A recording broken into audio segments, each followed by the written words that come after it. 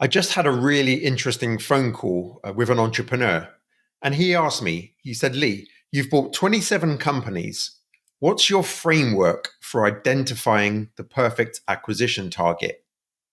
And it was actually a really good question because this guy is a property investor and he realizes that although he's making money, he's also got a lot of risk.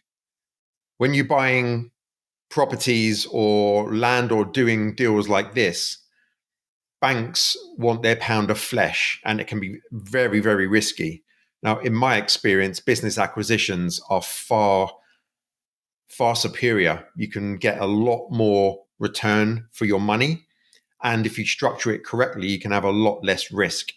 So, my particular framework is for my particular circumstance and may not relate to a lot of people that are watching. But after 12 years of doing big business acquisitions, I've made a lot of mistakes. But in the last 6 years, I've hardly made any mistakes. And if I have, it's because I've bought businesses that were already distressed. I don't tend to buy distressed businesses anymore because I'm looking for stability and I'm looking for legacy. So, right now, what is my criteria for identifying businesses? Number one, they have to be strong, stable businesses. One of the companies I'm looking at acquiring right now has lost money for the first time in 56 years. So that tells you I'm looking for companies that have been around for a long time. I own a HVAC company that's been around for 50 years. I'm looking at acquiring one that's been around for almost 60 years.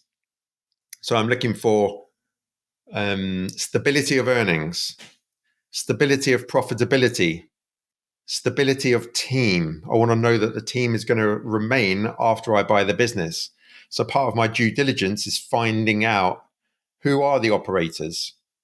Can we tie them in? More importantly, my mission right now is to make every employee an owner. So when I acquire a company, I will be looking to implement share schemes so people have an upside when there is a future sale. So right now, it's not so much about just making money for me. It's about that legacy. I'm at that stage of my life now where I actually want to create a better environment, not just for me, but for the people around me. At the end of the day, a business is only as good as its employees. So I want to look after them. I want to make sure that they know they're going to be looked after.